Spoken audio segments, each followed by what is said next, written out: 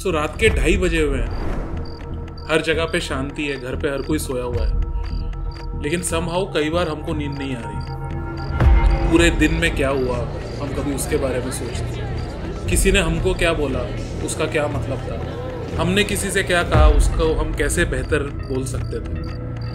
कहीं कोई ईमेल जो मैंने भेजा उसमें कोई गलती तो नहीं हो गई।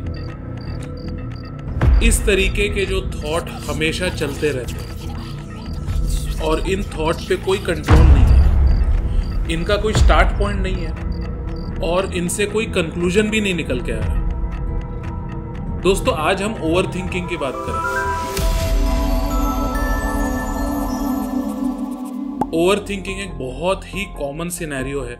कई बार मैं नोटिस करता हूं, जब मैं लोगों के साथ कोचिंग सेशन करता हूं तो लोग इसकी कंप्लेन करते हैं, और कई बार लोगों को ऐसा लगता है ओवर थिंकिंग का मतलब होता है ज्यादा सोचना, बट ये सिर्फ एक वर्ड टू वर्ड कन्वर्जन है।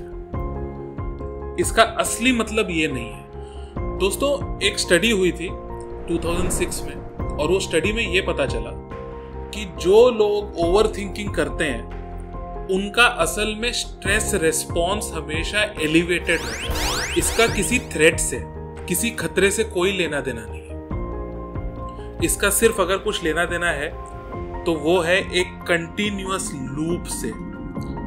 आप इमेजिन कीजिए जैसे कि आप किसी ट्रेडमिल पे भाग रहे हैं, आप भाग रहे हैं, मेहनत पूरी कर रहे हैं, लेकिन कहीं नहीं जा रहे हैं। ओवर थिंकिंग बिल्कुल इसी तरीके से काम करता है।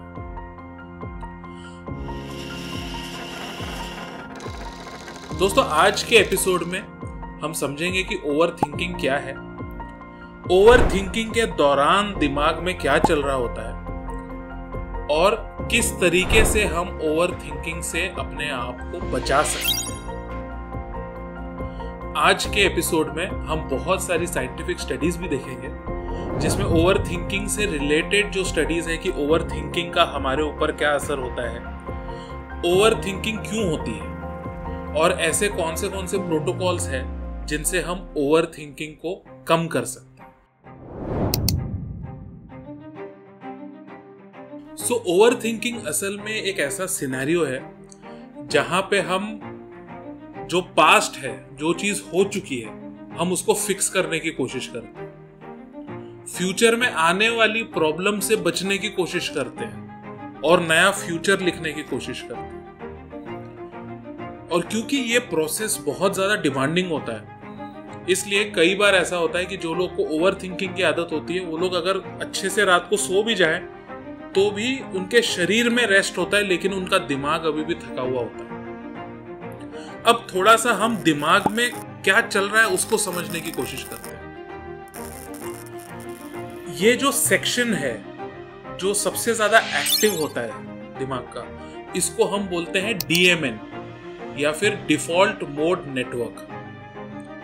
ये बेसिकली वो नेटवर्क है जो इमेजिनेशन से रिलेटेड है। यहां पे हम स्टोरीज बुनते हैं, पास्ट को प्रेजेंट के साथ जोड़ने की कोशिश करते हैं और प्रेजेंट को समझते हुए फ्यूचर को जानने की कोशिश करते हैं। अब नॉर्मली हर किसी का DMN थोड़ा बहुत एक्टिव हमेशा रहता ही है, लेकिन जो ओवर थिंकर्स होते हैं उनके केस में ये ओवर एक्टिव होता है। एक स्टडी हुई थी जिसमें जो सब्जेक्ट्स थे उन सबका fMRI स्कैन किया और इन सभी सब्जेक्ट्स को बोला कि आपको कुछ नहीं करना है, आपको खाली रिलैक्स करना है। और फिर इन्होंने देखा कि जब ओवर थिंकर्स का fMRI स्कैन इन्होंने निकाला तो इनका जो DMN था वो एक रेस्टेड स्टेट में भी ओवर एक्टिव था। और जब हम रेस्टेड स्टेट में ओवर एक्टिव DMN देखते हैं तो नॉर्मली एक नेगेटिव लूप की तरह वो दिखाई देता है, जहां पे हम कंसिस्टेंटली उन चीजों को याद करते हैं जो मेमोरी असल में हमारे लिए ज्यादा अच्छी नहीं थी, और हम कंसिस्टेंटली वो फ्यूचर को इमेजिन करते हैं जो फ्यूचर हमें ज्यादा अच्छा नहीं दिखाई दे रहा। उसके साथ ही हम कंसिस्टेंटली हम अपनी कमियों को ही बार बार देखते हुए चलते हैं, और इसीलिए ओवर थिंकिंग की वजह से बहुत ज्यादा स्ट्रेस डेवलप होता है, और इसीलिए ओवर थिंकिंग की वजह से हमारा कॉन्फिडेंस भी कम होता है और हमारी प्रोडक्टिविटी पे भी इसका बहुत गलत असर है। सो कई बार हमको ये सुनने के लिए मिलता है, हमारे दोस्त बोलते हैं या फिर हमारे रिलेटिव्स बोलते हैं कि ये ओवर थिंकिंग करना तुम बंद कर दो। नाउ द थिंग इज कि आप इसको जितना रोकने की कोशिश करेंगे ये उतना ही ज्यादा स्ट्रांग होता चला जाता है, और उसके पीछे एक रीजन है, इसको हम बोलते हैं cognitive loop. So over thinking के दौरान एक्चुअली ब्रेन के 3 इंपॉर्टेंट ऑर्गन्स इन्वॉल्व होते हैं, इसीलिए इसको बोलते हैं the neural triad of overthinking. जो सबसे पहला ऑर्गन है वो है prefrontal cortex. Prefrontal cortex actually decision making, planning, higher order thinking, impulse control, इन चीजों से रिलेटेड काम करता है। एक तरीके से हमारे ब्रेन का सीईओ है। लेकिन ओवर थिंकिंग के दौरान उस सीईओ की टेबल पे बहुत सारी फाइल्स एक साथ आ गई है, बहुत सारे डिसीजंस उसको एक साथ लेने हैं, और बिकॉज ये एक डिसीजन ओवरलोड होता है, इसके लिए प्रीफ्रंटल कॉर्टेक्स की जो एबिलिटी है डिसाइड करने की वो बहुत ज्यादा हैम्पर होती है। और इसीलिए आप नोटिस करेंगे जब हम ओवर थिंकिंग करते हैं तो सिंपल डिसीजंस भी बहुत ज्यादा मुश्किल हो जाते हैं, और हम उन चीजों को इमेजिन करते हैं जो एक्चुअली उस समय के लिए इंपॉर्टेंट है भी नहीं। जो दूसरा ऑर्गन इन्वॉल्व होता है ओवर थिंकिंग में वो है amygdala. Amygdala is actually the alarm centre. किसी भी थ्रेट को रिकॉग्नाइज करना और बॉडी के लिए अलार्म को जनरेट करना, ये एमिगडाला का काम है। ओवर थिंकिंग के दौरान एमिगडाला बिना थ्रेट के ही अलार्म को ऑपरेट करना शुरू कर देता है, और क्योंकि वो अलार्म को ऑपरेट करता है उस वजह से उसके साथ में एसोसिएटेड एक इमोशनल रिस्पॉन्स भी जुड़ जाता है और एक स्ट्रेस रिस्पॉन्स भी आ जाता है। जो तीसरा ऑर्गन इन्वॉल्व है वो है hippocampus. Hippocampus is actually about memory and learning.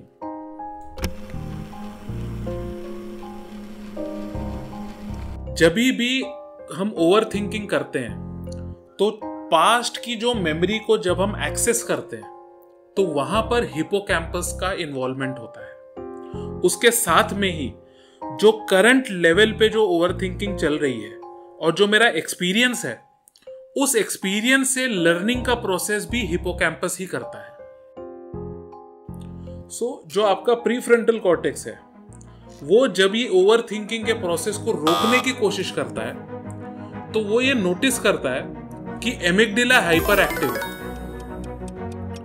आपका जो लिम्बिक सिस्टम है वो स्ट्रेस को रेस्पॉन्ड कर रहा है, एक स्ट्रॉन्ग इमोशन उठ के आ रहा है, और उस वजह से हम नोटिस करते हैं कि एक स्ट्रॉन्ग इमोशन है, उसके साथ में हमारी हार्ट बीट थोड़ी सी एलिवेटेड है और हमारी बॉडी रिलैक्स नहीं कर पाती। ये सारी पिक्चर को जब आपका प्रीफ्रंटल कॉर्टेक्स देखता है तो उसको लगता है कि शायद सच में कुछ इश्यू चल रहा है, और इसी वजह से हम एक हाइपर एक्टिव डीएमएन के स्टेट में रहते हैं। आप इमेजिन कीजिए कि जो आपके ब्रेन के साइनेप्सेस है, जो ब्रेन पे आप अलग अलग रास्ते की तरह चीजें देखते हो, अगर आप ब्रेन को देखो तो आपको एक मैप की तरह दिखाई देता है। तो आप इमेजिन करो कि वो मैप में जो भी रास्ते हैं वो एक्चुअली हाईवेज है, और जो न्यूरल फायरिंग हो रही है वो असल में व्हीकल का ट्रैफिक है।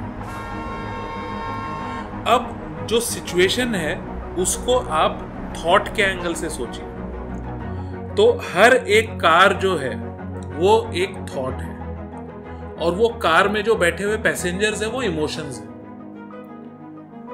अब जैसे जैसे नंबर ऑफ कार्स बढ़ती चली जाती है वैसे वैसे थॉट्स के साथ इमोशंस ज्यादा ट्रिगर होने लगते हैं। जैसे जैसे थॉट्स के साथ ज्यादा इमोशन ट्रिगर करते हैं तो वो स्ट्रेस रिस्पॉन्स को ट्रिगर करते हैं, और जितना ज्यादा स्ट्रॉन्ग स्ट्रेस रिस्पॉन्स होगा उतना हाइपर एक्टिव थिंकिंग होगा। तो ये एक लूप है जहां पे आपका प्रीफ्रंटल कॉर्टेक्स है वो ट्रैफिक ऑफिसर की तरह होगा, वो उस ट्रैफिक को मैनेज करने की कोशिश कर रहा है।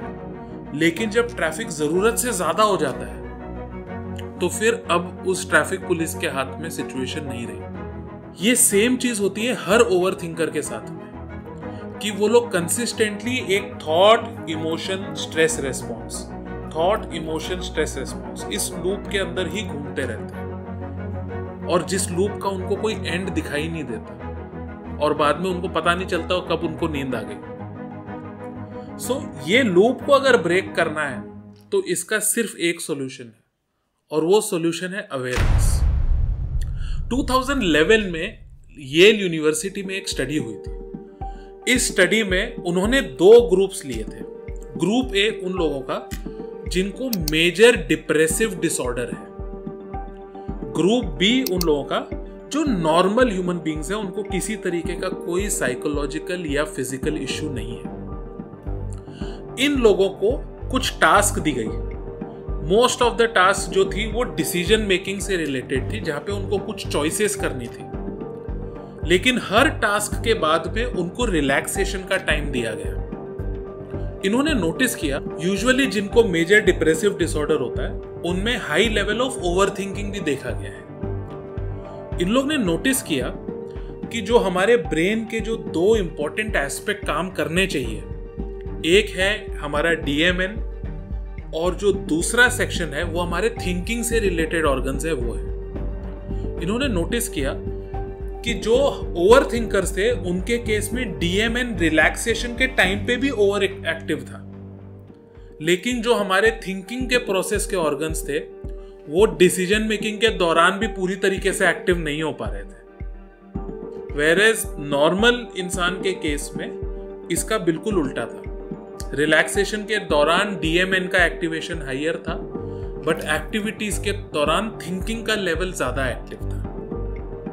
सो इससे हमको ये समझ में आता है कि जो ओवर थिंकर्स हैं उनके लिए डिसीजन लेना मुश्किल है, सिचुएशंस को पूरी तरीके से समझना मुश्किल है, और क्योंकि सिचुएशन को पूरी तरीके से समझना मुश्किल है इसलिए उनका थॉट हमेशा नेगेटिव पैटर्न में ज्यादा चलता है, क्योंकि हर इंसान अननोन से डरता है। जब भी सिचुएशन ऐसी होती है जब मुझे कुछ पता नहीं होता है तो मेरा कॉन्फिडेंस कम होता है और मेरी कैपेबिलिटी पे से भरोसा कम होता है। तो ये सेम चीज हम मेजर डिप्रेसिव डिसऑर्डर्स में देखते हैं। फ्रॉम दिस वी अंडरस्टैंड कि क्यों ओवर थिंकिंग की वजह से हमारा डिप्रेशन में जाने के चांसेस बहुत ज्यादा बढ़ जाते हैं, और क्यों ओवर थिंकिंग की वजह से हम लाइफ में वो चीजें नहीं अचीव कर पाते जो असल में हम अचीव करने की कैपेबिलिटी रखते हैं। तो अब हम ओवर थिंकिंग की केमिस्ट्री को समझने की कोशिश करते हैं। जब भी ओवर थिंकिंग होती है तो वो हमारे HPA एक्सिस को एक्टिवेट करती है। आपने देखा होगा हमारे स्ट्रेस के एपिसोड में भी हमने HPA एक्सिस की बात की थी।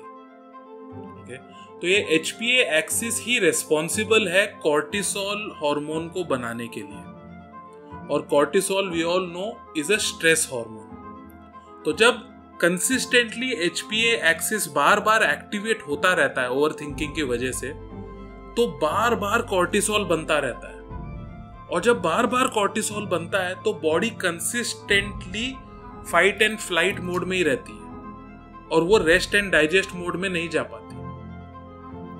जब वो कंसिस्टेंटली स्ट्रेस रिस्पॉन्स में रहती है, consistently fight and flight mode में रहती है, तो हम कंसिस्टेंटली फियर में जीते हैं, हमारा इम्यून सिस्टम लो हो जाता है, और इसी के साथ साथ सेरोटोनिन लेवल्स नीचे चले जाते हैं। सेरोटोनिन एक मूड एनहांसिंग न्यूरोट्रांसमीटर है, इसलिए जो ओवर थिंकर्स होते हैं उनमें आपको बहुत ज्यादा मूड स्विंग्स देखने के लिए मिलेंगे, और ज्यादातर उनका नेगेटिव या एक्सट्रीमली नेगेटिव मूड में ही स्विंग ज्यादा देखने के लिए मिलेंगे। इसके साथ में ही ये हमारे रिवॉर्ड के जो फंक्शंस हैं उन पे इंपैक्ट डालता है, इसलिए जो डोपामिन का सेक्रीशन है उस पे इसका बहुत ज्यादा असर होता है।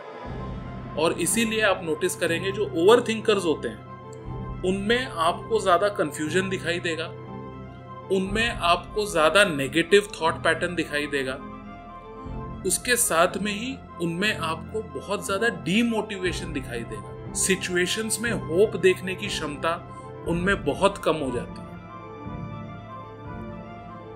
दोस्तों, ओवर थिंकिंग जो होती है उसका एक बहुत स्ट्रॉन्ग इमोशनल रेस्पॉन्स भी होता है। नाउ प्लीज अंडरस्टैंड, अगर आप ओवर थिंकिंग को देखो तो हम बेसिकली क्या कर रहे हैं, पास्ट को प्रेजेंट से जोड़ रहे हैं और प्रेजेंट एक्सपीरियंस के ऊपर हम फ्यूचर को इमेजिन करने की कोशिश कर रहे हैं। और ये प्रोसेस बहुत ज्यादा डिमांडिंग है दोस्तों। न्यूरोसाइंस के एंगल में जब हम स्कैन्स की बात करते हैं, हम ब्रेन के रीजन्स पे जो लाइटिंग की बात करते हैं, ये बेसिकली एक्टिवेशन के साइंस होते हैं। तो over thinking is actually a sign कि आपका ब्रेन हाइपर एक्टिव है। इसका एक पॉजिटिव साइन भी है। इट ऑल्सो मीन्स कि आपका ब्रेन बहुत ज्यादा केपेबल है, क्योंकि हमारे ब्रेन के वो ही सेक्शंस जो डिसीजन मेकिंग में इन्वॉल्व होते हैं, हमारे ब्रेन के वो रीजन्स जो हमको लोगों से जोड़ने में मदद करते हैं, इमेजिनेशन और क्रिएटिविटी से जुड़े हुए हैं, नए आइडिया से जुड़े हुए हैं, वो ही रीजन्स हाइपर एक्टिव होते हैं ओवर थिंकिंग के दौरान। सो ओवर थिंकिंग असल में वीकनेस नहीं है। Over thinking actually is a sign of a very powerful brain, मगर ये वो पावरफुल ब्रेन है जो रेस्ट करना भूल चुका है।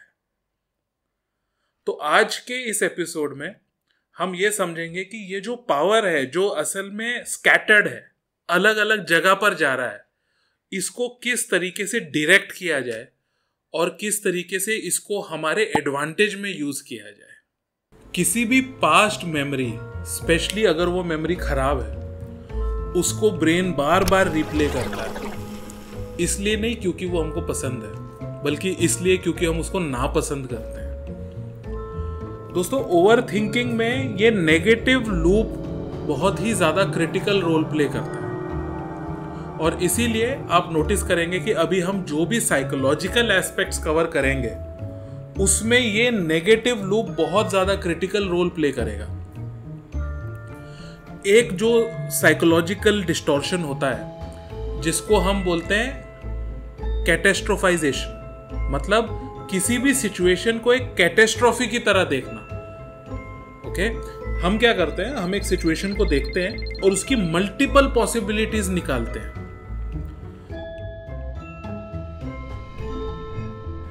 लेकिन जो एक ओवर थिंकर होता है, वो उन सभी पॉसिबिलिटी में जो सबसे वर्स्ट पॉसिबिलिटी है, उसके ऊपर फोकस करना शुरू कर देता है और वो उस पर फोकस करके और ज्यादा स्ट्रेसफुल होता जाता है। सो ये जो प्रोसेस होता है, ये ओवर थिंकिंग लूप को स्टार्ट करता है। जो दूसरी चीज हम नोटिस करते हैं, इसको हम बोलते हैं पर्सनलाइजेशन। आप एक मीटिंग रूम में जाते हो जहां पे ऑलरेडी 10 लोग बैठे हुए हैं। आप नोटिस करते हो कि जब आप वहां पर रूम में एंटर करने वाले थे, वो लोग बात कर रहे थे, लेकिन जैसे ही आप एंटर कर जाते हो, वो लोग सब चुप हो जाते हैं। और जैसे वो लोग चुप होते हैं, आपके मन में पहला थॉट ये होता है कि ये लोग जरूर मेरे बारे में बात कर रहे थे। तो ये जो हर सिचुएशन में अपने आप को डाल देना, हर चीज को पर्सनली ले लेना, ये ओवर थिंकर्स में एक बहुत ही कॉमन थीम देखने को मिलती है। दोस्तों, 2011 में एक स्टडी हुई थी जिसमें उन्होंने नोटिस किया कि जब हम लोगों को अलग अलग सोशल सिचुएशन एक्सप्लेन करते हैं, यूजुअली ओवर थिंकर्स वो होते हैं जो हर सिचुएशन को अपने ऊपर लेने की कोशिश करते हैं। हर चीज पे वो बहुत इजीली ऑफेंड हो जाते हैं और कहीं ना कहीं वो हर चीज के पीछे खुद को ही कारण समझते हैं। और ये क्या करता है, ये उनके डीएमएन नेटवर्क को एक्टिवेट करता है। So this leads to over thinking even more. जो तीसरा साइकोलॉजिकल डिस्टॉर्शन है, इसको हम बोलते हैं शुड थिंकिंग। अब ये शुड थिंकिंग क्या है? This is the imagination of a perfect scenario. जैसे लोग बोलते हैं I should have done by now, है ना, this should be like this. Okay, so एक रिनाउंड साइकोलॉजिस्ट है एल्बर्ट एलिस, उन्होंने कहा था स्टॉप शुडिंग योरसेल्फ। ओके, हमेशा परफेक्शन को फॉलो करना is not very healthy. Please understand, perfection है ना, ये एक मूविंग टारगेट है, ये एक होराइजन की तरह है। तो जब आप उस क्षितिज तक पहुंचते हो तो आप नोटिस करते हो कि वो क्षितिज और आगे चला गया। Perfection is something like that. Okay, तो जब हम परफेक्शनिस्ट होते हैं तो यस, उसका एक बेनिफिट है कि हम चीजें बेटर करने की कोशिश कर रहे हैं, इंटेंशन बहुत सही है, लेकिन क्या उसका रिजल्ट सही होता है? Most of the time the answer is no, because कई बार जो परफेक्शनिस्ट होते हैं वो प्रोक्रेस्टिनेट भी ज्यादा करते हैं, क्योंकि उनको चीजों को परफेक्टली करना है, इसके लिए वो परफेक्ट मोमेंट का वेट करते रहते हैं, और वो परफेक्ट मोमेंट कभी भी नहीं आता है। ओके, और कई बार अगर हम काम कर भी देते हैं तो एक परफेक्शनिस्ट कभी भी किए हुए काम पे खुश नहीं होता, बिकॉज वो उस काम में भी कोई ना कोई कमियां ढूंढ रहा है। सो ये जो शुड थिंकिंग है, ये एक बहुत बड़ा रीजन है जिसकी वजह से हम ओवर थिंकिंग ज्यादा करते हैं। जो चौथा डिस्टॉर्शन है वो है फियर ऑफ अनसर्टेनिटी। देखिए, हमारा जो ब्रेन है ना, उसको अनसर्टेनिटी बिल्कुल भी पसंद नहीं है। आगे क्या होने वाला है अगर मुझे नहीं पता, तो फिर मेरा ब्रेन कंसिस्टेंटली ये सोचता रहेगा कि मैं किस तरीके से इसको पता करूं, मैं किस तरीके से इमेजिन करूं कि क्या होने वाला है। एंड बिकॉज ये अभी मेरे इमेजिनेशन पे बात चली गई है, तो यूजुअली वो इमेजिनेशन हमेशा नेगेटिव ही रहेगा। Okay, please understand one thing. एक स्टडी हुई थी 2016 में, उसमें ये पता चला कि जो लोग अनसर्टेनिटी को लेके इनटॉलरेंट होते हैं वो लोग हमेशा ज्यादा एंजाइटी में रहते हैं। सो सॉल्यूशन ये नहीं है कि मैं अनसर्टेनिटी को मैनेज कर लूं आज। Okay, it is not possible. Solution ये है कि मैं अनसर्टेनिटी को टॉलरेट करना शुरू कर दूं। सॉल्यूशन ये है कि मैं समझ लूं कि फ्यूचर किसी ने भी नहीं देखा है, और more than 90% of the times future क्या होने वाला है मुझे कभी भी पता नहीं होगा। So what can I do right now कि मैं मेरे प्रेजेंट को अच्छा कर सकूं? That is the best line of thought for anyone to live in peace. See what happens is, ये जो थॉट्स होते हैं ना, ये रूल्स में कन्वर्ट होने लगते हैं। हम असल में अनसर्टेनिटी को इसलिए नहीं मिटा रहे क्योंकि मुझे उसके लिए प्रिपेयर होना है, हम उसको इसलिए मिटा रहे हैं क्योंकि मुझे सेफ फील करना है। जब हम रेगुलरली नेगेटिव आउटकम को सोचते रहते हैं, उस वजह से क्या होता है कि हमारी बॉडी में एक जनरल रूल बन जाता है, और वो रूल ये है कि फ्यूचर में कुछ ना कुछ खराब ही होने वाला है। और जब हम कंसिस्टेंटली फ्यूचर को नेगेटिव तरीके से देखते हैं तो हमारे लिए ब्रेव होना बहुत मुश्किल है, हमारे लिए क्रिएटिव होना बहुत मुश्किल है। हम अब हर जगह पे सेफ काम करेंगे, जो कम से कम चीजों में काम हो जाएगा हम उतना ही करेंगे, because I want to stay safe. Okay, remember one thing, safety जो है वो क्रिएटिविटी का दुश्मन है। ओके, अनसर्टेनिटी का जो इनटॉलरेंस है वो ब्रेवरी का दुश्मन है। और अगर आप ब्रेव नहीं हो और अगर आप क्रिएटिव नहीं हो तो फिर लाइफ में एक्सेलेंस अचीव करना इज ऑलमोस्ट इम्पॉसिबल। ओके, हम एक मीडियोकर जीवन जी सकते हैं इसके साथ में, लेकिन वो जीवन पूरा सेफ्टी और फियर के साथ में रहने वाला है, और ये जीवन वो नहीं है जो एक अच्छी स्टोरीज क्रिएट करेगा। ये जीवन वो है जो एक मीडियोकर क्वालिटी का जीवन अपने आप होगा, और वो अपने आप ख़त्म भी हो जाएगा, जहाँ पे कोई कंट्रोल नहीं है। अब हम समझेंगे कि ऐसे कौन से प्रोटोकॉल्स हैं जो हम यूज़ कर सकते हैं जिससे कि हम अपनी ओवर थिंकिंग को रोक सकें और अपने दिमाग में ज़्यादा क्लैरिटी ला सकें।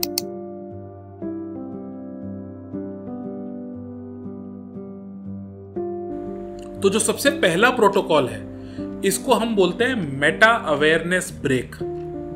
ओवर थिंकिंग को रोकने के लिए सबसे क्रिटिकल जो स्टेप है वो है अवेयरनेस। इनफैक्ट ज्यादातर जो साइकोलॉजिकल चीजें होती है उनको कंट्रोल करने के लिए सबसे पहली चीज जो क्रिटिकल है वो अवेयरनेस ही होती है। मेटा अवेयरनेस ब्रेक में आप क्या कर रहे हो, जब आप में ओवर थिंकिंग हो रही है तो आप एक ब्रेक लोगे, कॉन्शियसली अपने आप को पॉज करोगे, और वो ब्रेक लेने के बाद में आप अपने आप से ये कहोगे कि ये एक थॉट है, ये सच्चाई नहीं है, और इसके बाद में आप एक गहरी सांस लोगे और उसे धीरे धीरे छोड़ दोगे। अब ये सुनने में थोड़ा फिलोसॉफिकल आपको लग सकता है, लेकिन ऐसी कई सारी स्टडीज है जिन्होंने प्रूव किया है कि इससे इमीडिएटली हमारी जो ब्रेन की एक्टिविटी है, स्पेशली जो डीएमएन की एक्टिविटी है, वो काफी हद तक रिड्यूस हो जाती है। जो सेकेंड प्रोटोकॉल है, इसको हम बोलते हैं कॉग्निटिव डिफ्यूजन। इसमें आप क्या करते हो, जब एक नेगेटिव लूप में ओवर थिंकिंग चल रही होती है तो आप एक बार के लिए रोकते हो अपने आप को और फिर आप ये बोलते हो कि there is nothing wrong with me, it is just a thought. Okay, ये जो आप आगे लाइन यूज करते हो, नेगेटिव थॉट की कोई भी लूप चल रही हो, maybe I am not good enough, उसके आगे आप लिखेंगे it is just a thought. Okay, अब अगेन ये सुनने में बहुत सिंपल लग सकता है, लेकिन 2010 में एक स्टडी हुई थी जिसमें उन्होंने जो क्रॉनिक ओवर थिंकर्स हैं उन लोगों को ये सेम चीज करने के लिए कहा था। इन्होंने नोटिस किया कि उनके एंजाइटी लेवल्स 34% तक नीचे चले गए। Okay, what you are trying to do is, आप अपने आप को अपने थॉट से अलग करने की कोशिश कर रहे हो। जब आप अपने आप को थॉट से अलग करते हो, अभी आप उस थॉट में इन्वॉल्व नहीं हो। ओके, ये बिल्कुल वैसा है जैसे कि आप एक नदी के किनारे खड़े हो और आप बहते हुए पानी को देख रहे हो। जब तक आप नदी के किनारे पे हो और बहते हुए पानी को देख रहे हो, आप बिल्कुल कंफर्टेबल हो। आपको वहाँ पर खड़े रह के बहुत शांति महसूस होगी, आपका मन करेगा कि मैं यहाँ पे थोड़ा और टाइम निकालूं। लेकिन अगर गलती से आपका बैलेंस बिगड़ गया और आप उस तेज बहती हुई नदी के अंदर गिर गए, अब आप उस एक्सपीरियंस को एंजॉय नहीं करोगे। अब आप वो बहते हुए पानी के साथ जा रहे हो, पानी ठंडा है, उसका डिस्कम्फर्ट आपको फील हो रहा है। नदी में नीचे की तरफ जो पत्थर है वो आपको बार बार टकरा रहे हैं और आप में एक फियर है कि कहीं मैं डूब ना जाऊं। अपने थॉट्स के साथ बहना बिल्कुल इसी तरीके का एक्सपीरियंस होता है। तो जब हम कॉग्निटिव डिफ्यूजन करते हैं तो हम बेसिकली नदी के किनारे खड़े हो जाते हैं और फिर उस बहती हुई नदी को देखते हैं। एक ओवर थिंकर वो है जो उस नदी में गिर चुका है और वो पानी के साथ बह रहा है। ओके, और वो नदी में बहते हुए वो सारे डिस्कम्फर्ट उसको झेलने पड़ रहे हैं। This is why this technique works. जो तीसरा प्रोटोकॉल है, इसको हम बोलते हैं 3 मिनट थॉट रिलीज प्रोटोकॉल। इसमें आप क्या करेंगे, आप 3 मिनट का समय लेंगे। पहला मिनट होगा जहां पे मैं अपने थॉट्स को लेबल करने की कोशिश करूंगा। लेबल मैं इस तरीके से करूंगा कि कौन सा थॉट है, थॉट की क्वालिटी क्या है। अब ये थॉट क्या मेरे पर्सनल रिमार्क पे है, ये थॉट क्या किसी डिसीजन के ऊपर है, ये थॉट क्या किसी प्रॉब्लम से रिलेटेड है। इस तरीके के मैं लेबल करूंगा। सेकेंड मिनट में मैं उन सभी थॉट को रिजेक्ट कर दूंगा जिन थॉट पे मैं कोई एक्शन नहीं ले सकता। फॉर एग्जाम्पल, अगर मैंने किसी चीज को लेके एक पर्सनल रिमार्क खुद के ऊपर बोला है कि ये चीज मैं नहीं कर सकता, अब ये एक ऐसा थॉट है जिस पे मैं कोई एक्शन नहीं ले सकता। अगर मैंने कोई ऐसा थॉट लिया जिसमें कोई मेरी पास्ट की मेमोरी थी, जिसमें किसी ने मुझे कुछ बोला और मुझे वो बहुत बुरा लगा, मुझे पता है आज मैं उस पर कोई एक्शन नहीं ले सकता, मैं उसको रिजेक्ट कर दूंगा। लेकिन हाँ, अगर मेरे सामने कोई एग्जिस्टिंग प्रॉब्लम है, मुझे उसको सॉल्व करना ज़रूरी है, यस, इस पे मैं एक्शन ले सकता हूँ। मेरे पास में चॉइसेस है कि आगे क्या क्या चीज़ें करनी है, तो ये चॉइस पे जो मुझे डिसीजन लेना है, यस, इस पे मैं एक्शन ले सकता हूँ। ये सेकेंड मिनट पे होगा। और थर्ड मिनट पे जो भी चीज़ों पे मुझे एक्शन लेना है, उन पे मैं क्या एक्शन लेने वाला हूँ, मैं उसके बारे में सोचूंगा। बेसिकली हम क्या कर रहे हैं, जो हमारी ब्रेन की स्ट्रेंथ है कि पास्ट को रिकलेक्ट करना, प्रेजेंट को यूज करके फ्यूचर इमेजिन करना, इस ब्रेन की जो क्षमता है, इसको मैं प्रोडक्टिवली यूज कर रहा हूं। इस एनर्जी को मैं डायरेक्शन दे रहा हूं कि मुझे ये एनर्जी कहां पर लेकर जानी है। So this is a very very powerful way of handling over thinking. जो चौथा प्रोटोकॉल है वो है एनवायरमेंटल चेंज। अब इसमें मैं क्या करूंगा, मैं जो चीज कर रहा हूं और जिसके करते करते ही मुझे ओवर थिंकिंग हो रही है, मैं उसको एक बार के लिए रोक दूंगा और उस बीच में मैं कुछ और करूंगा।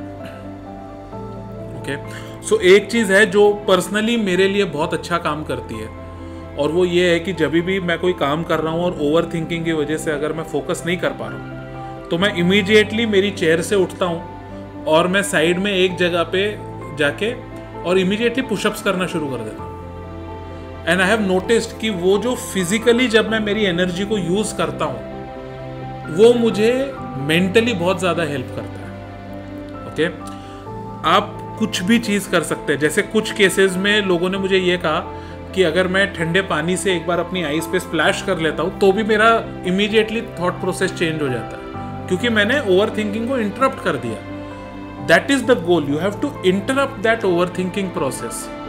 ओके, आप चाहो तो एक बार उठ के किसी दूसरे रूम में चल के जा सकते हो। अगर आप ऑफिस में हो तो अपनी डेस्क से उठ के किसी से मिलने जा सकते हो। But the whole idea is कि अगर ओवर थिंकिंग का लूप स्टार्ट हो चुका है तो मुझे मेरे एनवायरनमेंट में कुछ ना कुछ चेंज करना है, जिससे कि मैं उस लूप से बाहर आ सकूं। जो 5वां प्रोटोकॉल है, ये प्रोटोकॉल मैं आपको ऑलरेडी बता चुका हूं। हमारे माइंडफुलनेस के एपिसोड में हमने एक सेंसरी ग्राउंडिंग नाम की एक प्रोटोकॉल बताई थी, जिसमें हम अपनी 5 सेंसेस को प्रेजेंट में लेकर आते हैं। ओके, अब तक आपको यह समझ में आ ही चुका है कि ओवर थिंकिंग में हम प्रेजेंट को छोड़ के हर जगह पर जाते हैं, और ये बेसिक रूल है कि जब भी आप प्रेजेंट को छोड़ के भले ही पास्ट में जाओ या फ्यूचर में जाओ, आपको सिर्फ दुख मिलने वाला है। जब आप सेंसरी ग्राउंडिंग की एक्सरसाइज करते हो तो आप इमीडिएटली प्रेजेंट में आते हो, और जब आप प्रेजेंट में आते हो तो आप ज़्यादा पावरफुल हो, आप ज़्यादा पीसफुल हो। जो 6th प्रोटोकॉल है, इसको हम बोलते हैं इवनिंग डंप। अब ये इवनिंग डंप क्या है? आपके दिन के सारे काम हो चुके और अब आप सोने जा रहे हो। सोने से पहले आपको एक पेपर पे सिर्फ ये लिखना है कि आज मुझे कौन सी चीजों की वजह से स्ट्रेस फील हो रहा है। ओके, ब्रेन ओवर थिंकिंग इसलिए करता है क्योंकि कहीं ना कहीं उसको ये डर है कि कहीं आप भूल ना जाओ, कहीं ऐसा ना हो आप भूल गए और ये प्रॉब्लम सॉल्व ना हो, तो वो उसको फ्रेश रखने की कोशिश करता है और बार बार उसको याद दिलाता है। जब आप रात को सोने से पहले एक पेज पर ये सारी की सारी चीजें लिख देते हो, तो आपके ब्रेन को पता है कि ये कहीं ना कहीं रिकॉर्ड हो चुकी है, तो मुझे अभी इसके बारे में ज्यादा सोचने की जरूरत नहीं है। इसका एक फायदा ये है, लेकिन इसका दूसरा एक और बहुत बड़ा फायदा ये है कि कई बार जब आप उस पेपर को उठा के रीड करोगे तो आपको खुद एक बार के लिए हंसी आ जाएगी कि मैं किन किन चीजों के लिए टेंशन ले रहा हूं। Okay, so this will actually empower you in your future. दोस्तों, ओवर थिंकिंग के लिए कोई मैजिक पिल नहीं है। ये सारी की सारी चीजें आपको over a period of time bar bar practice करनी पड़ेगी, लेकिन जब आप इनको प्रैक्टिस करोगे तो आपको इसके बेनिफिट्स भी उतने ही ज्यादा पावरफुल मिलेंगे। इसके अलावा जो चीजें आपको करनी है, सबसे पहले डीक्लटर। अपने आसपास हर वो सामान जो आप नहीं इस्तेमाल करते उसको आप निकाल दो, उसको आप डिस्कार्ड कर दो कंप्लीटली। ओके, सेकेंड, आपको ग्रैटिट्यूड जर्नल बनानी है। ऐसी जो भी चीजें जिसके लिए आप थैंकफुल हो, वो आपको एक जगह पे लिखना बहुत जरूरी है। थर्ड, कॉर्टिसोल को आपको अच्छे से ऑप्टिमाइज करना बहुत इंपॉर्टेंट है। जैसा कि आपको पता है, stress is not always bad. तो जो कॉर्टिसोल है वो हमारे बहुत काम की चीज है, लेकिन कॉर्टिसोल का मैक्सिमम बेनिफिट दिन के टाइम पे, जब आपको एक्शन लेना है। रात के समय अगर कॉर्टिसोल है तो वो आपकी स्लीप को डिस्टर्ब करेगा, आपकी क्वालिटी ऑफ लाइफ को डिस्टर्ब करेगा। तो ये कॉर्टिसोल को कैसे ऑप्टिमाइज कर सकते हैं? Have a morning routine. सुबह उठ के आप छोटी छोटी चीजों को जीतने की कोशिश करें। It could be as simple as कि सुबह उठ के मैं मेरा बेड खुद बना रहा हूं। ओके, सुबह उठने के बाद में जब मैंने मेरा बेड बनाया, उसके बाद में मैं लूक वार्म पानी पीऊंगा। उसके बाद में मैं थोड़ी देर सन में जाऊंगा, मैं सनलाइट को सोक इन करूंगा। उसके बाद में मैं एक्सरसाइज करूंगा, मैं मेडिटेट करूंगा। सुबह के अगर आपने 1-1.5 घंटे को अपने कंट्रोल में ले लिया तो आप नोटिस करेंगे कि पूरा दिन आपको ऐसा लगेगा कि आपके कंट्रोल में ही चल रहा है। सो मेक अ पॉइंट कि सुबह उठ के आपको अपना फोन चेक नहीं करना है। धीरे धीरे आप अपनी आदतें ऐसी बनाओ कि बिना अलार्म के ही आप सुबह जल्दी उठने लग जाओ, और सुबह उठ के कुछ रिचुअल्स बनाओ कि जब तक मेरा काम शुरू नहीं होता है तब तक मैं ये 3, 4, 5 चीजें करने वाला हूं। एंड कम वॉट में आपको वो करना ही करना है। यू विल नोटिस कि आपको ये बहुत ज्यादा एम्पावर्ड फील करवाएगा। Remember one thing, over thinking is not weakness. Over thinking कोई बीमारी नहीं है। यस, ओवर थिंकिंग के बहुत ज्यादा नेगेटिव इफेक्ट्स हमारे ऊपर होते हैं।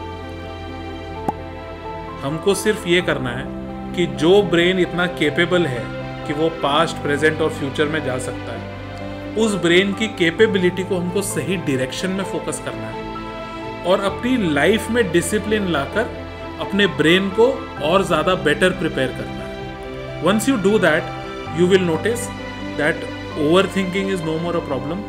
एक आपको मेंटल क्लैरिटी आ जाएगी, आप अपने गोल्स की तरफ ज़्यादा फोकस कर पाओगे, बेटर प्लान और डिसीजन ले पाओगे।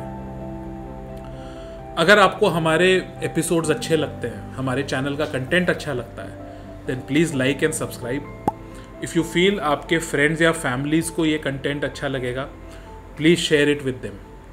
Thank you.